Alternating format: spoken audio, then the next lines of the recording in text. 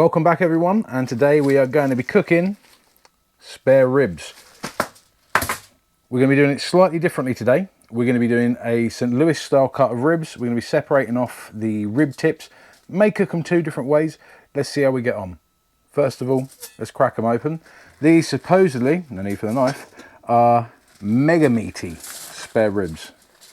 And to be fair, first initial impressions is that they are looking like absolute beauts. Looks like we're going to have some trimming to do today though, which I don't love, but it's going to be worthwhile. Let's get these trimmed up. So, first thing that we're going to be looking at doing is getting rid of some of this excess fat, some of these loose ends. I'm going to try and get it as tidy as I can before I take the rib tips off of the St. Louis cut. I'm not particularly great at trimming. I don't enjoy it that much. So let's speed things up a little bit while you watch.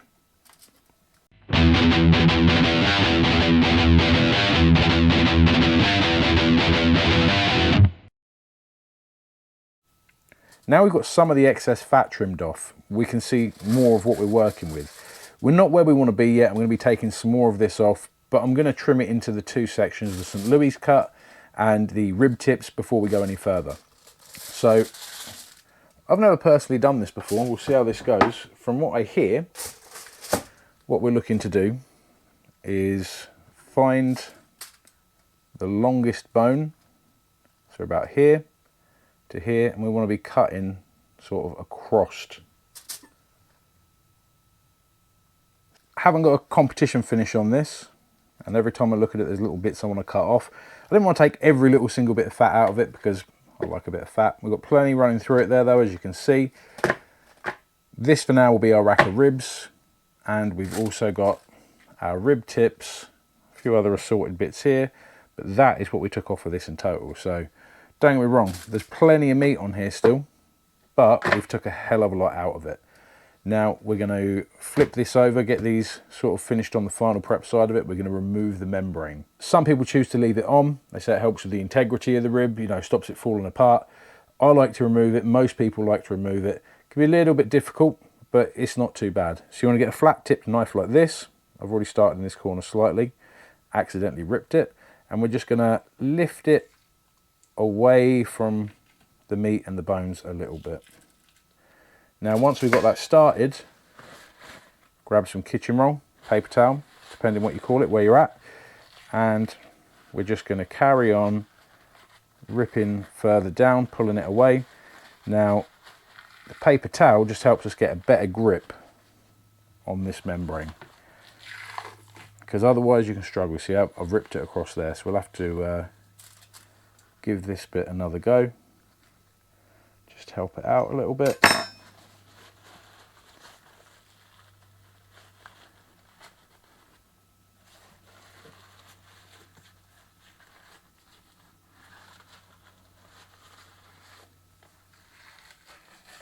Once you get it going,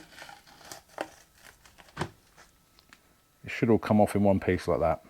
But that's what we're trying to avoid. This, that is strong, thick, nasty. We don't want it. Now that we've got this trimmed up, we've got the membrane removed, these are pretty much ready for the rub now. So let's move on and see what we're going to do with the tips. So after we've trimmed up the ribs, we're left with this. I've got a pile of what is basically just fat, just hard fat that we've taken off. We've got some other bits that may or may not be useful. We need to have a better look. I mean, that piece there, more fat and cartilage than anything else. That can go in the rubbish pile.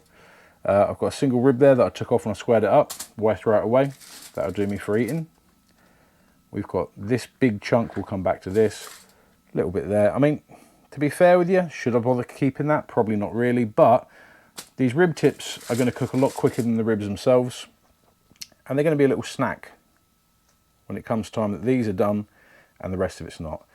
So again, probably trim that a little, but we'll be keeping it, and this bit we'll be keeping as well. I do just want to trim this up a little.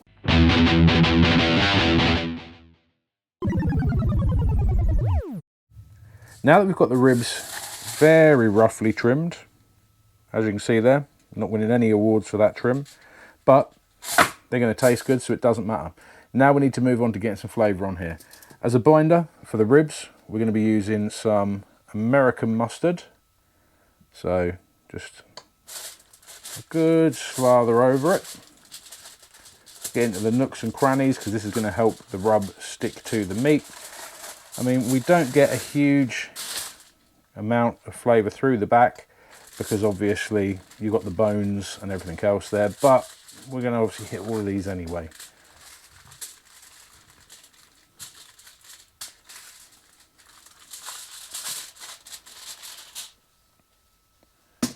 Now that we've got that on, we're going to go for a fancy shop bought rub. And again, we're going to get a good layer over the back of it. I'm not so worried about the back as I am the top, because like I said, that's where the flavour and the meat is. But give that a little pat in, help that stick. Flip them over, go again on the top. And we're going to be going heavier on the top side so that we can get it into that meat, get it penetrated, and build some good bark. Try and get the edges where we can.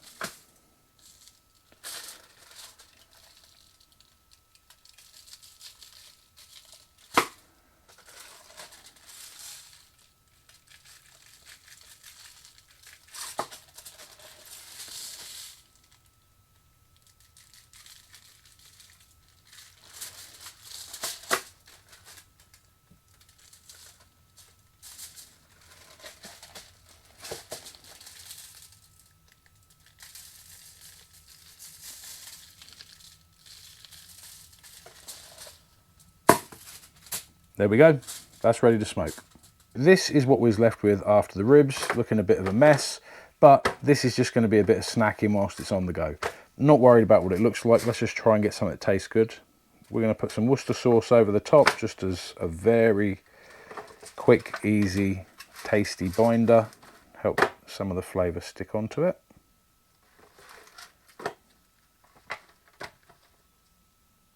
And you can see this is all different sizes and pieces of meat here. There's no way on earth this is going to cook evenly, so I'm just going to pick on this as it cooks. Now that we've got that on, I'm going to try out one of these flavour sachets you always see in the supermarket, but I seem to buy them and collect them. I never seem to actually get around to using them. They're pretty cheap.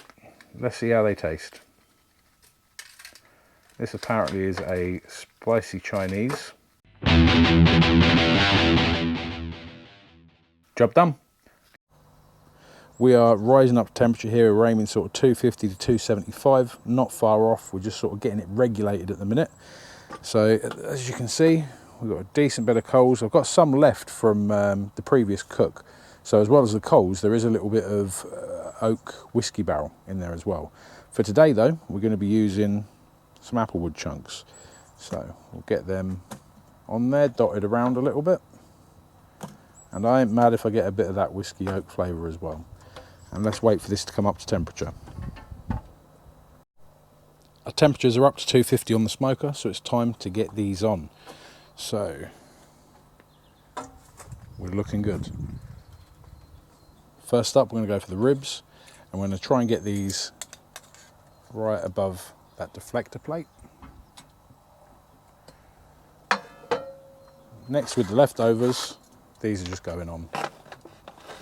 Actually, I'm going to move that across so as we're not touching on the probe.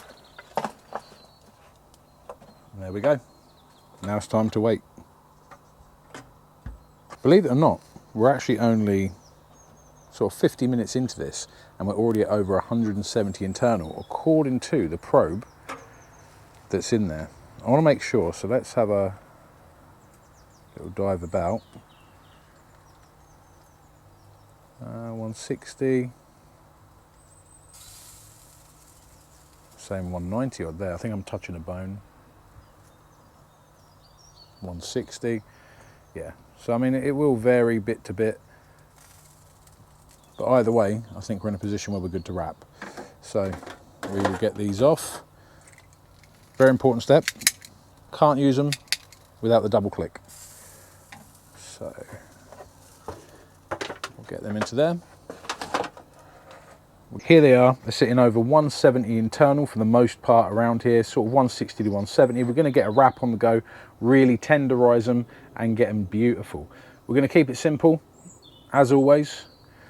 I'm going to put a nice amount of apple juice in here for some sweetness and obviously moisture. As obviously that cooks through, that's going to create steam, and it's almost going to be like we're braising this.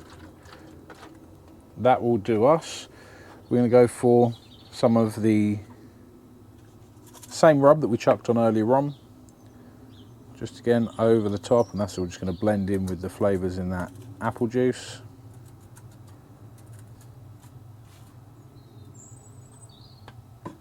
And then I'm also going to go with some garlic butter, just again to add to the flavour.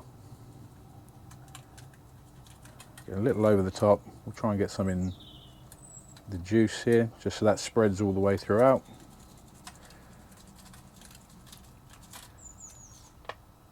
And that is ready for a wrap and to go back in.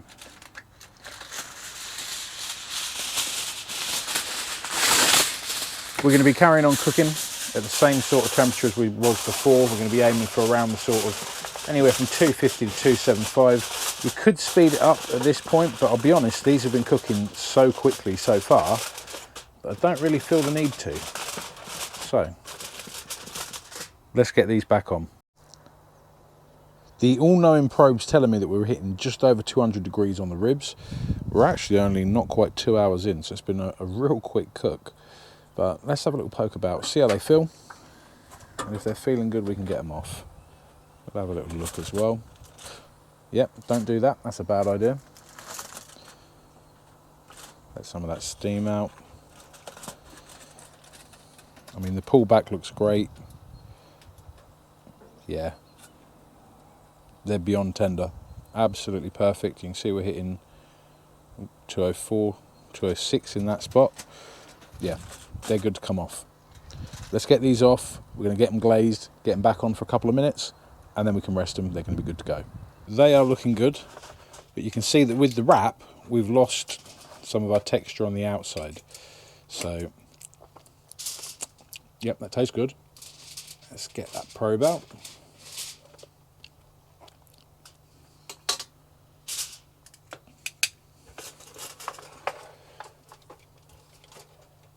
And you can see the bend, the flex on them. They're going to be absolutely spot on. There's a little bit of heat to that, not a huge amount, but just a nice little tang. Now, we've got a barbecue base on that flavour-wise. I want to mix it up a little bit. So I'm going to be going for some moonshine mango. It's just a very thin sauce, just to give it a bit of a tang.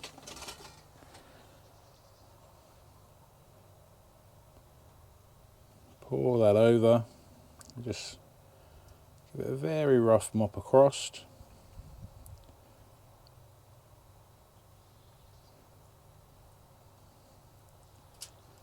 Just to liven the flavours up a little bit, really. But like I said, we just want to go fairly even on that.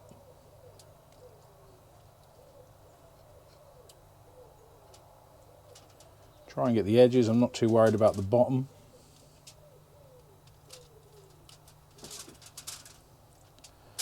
Now, let's get this back onto the smoker.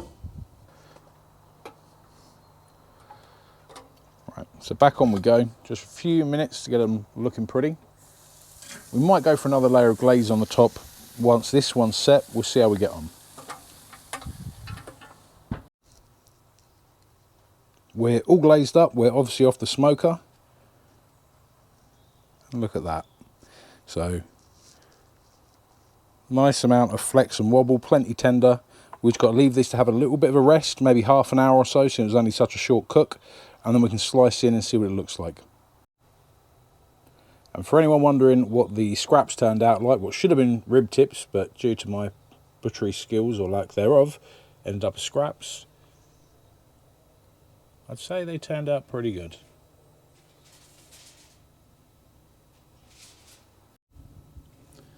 Now, the thing with barbecue is every video you see, it always goes exactly to plan. It's perfect. They cut it, they cook it, it comes out, it's juicy, it's moist, it's beautiful. That's not always the way it goes, you know, and you've got to start somewhere at the end of the day. Now, for me, like I said, I'm not so great with the trimming and everything. I've got to work on that. If anyone's got any hints or tips or other videos that I could watch that would help, please put them in the comments. But although this didn't go to plan, I've still got something that I can eat, something that I can enjoy. So if it happens to you, it doesn't go right, don't get disheartened, go again. You'll get it in the end.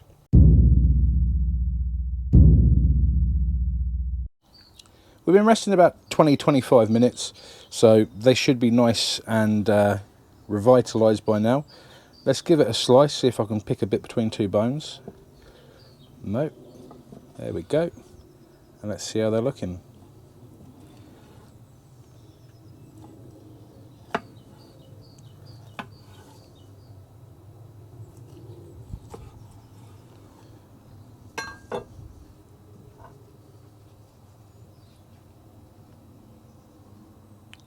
Perfect.